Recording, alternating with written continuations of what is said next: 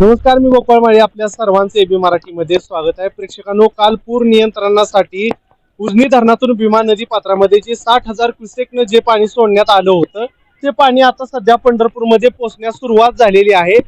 इथं जर आपण सध्याला पाहिलं तर हा ऐतिहासिककालीन ब्रिटिशकालीन दगडी पूल आहे, तो आता सध्या पाण्याखाली जायला सुरुवात झालेली आहे.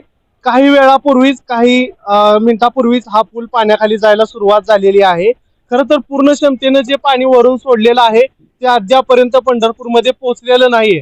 परंतु आताच पाहायला गेलं तर जसं जसं पाणी हे इथपर्यंत पोहोचतंय, 60,000 क्युसेकचा जो विसर्ग वरून येतोय तो आता सध्या पंढरपूरमध्ये यायला सुरुवात झालेली आहे. जसं जसं पाणी वाढतंय तसं तसं हा पूल पाण्याखाली जायला सुरुवात झालेली आहे.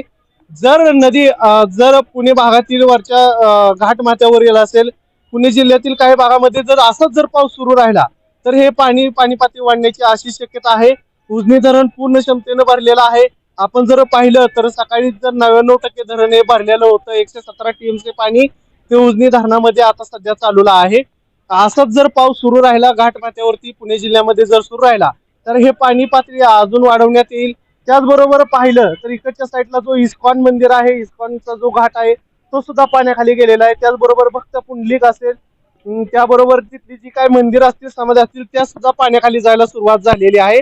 त्याचबरोबर इथले जे काय प्रशासन आहे त्यांनी सुद्धा इकडे आता माणसांना यायला बंदी केलेली आहे.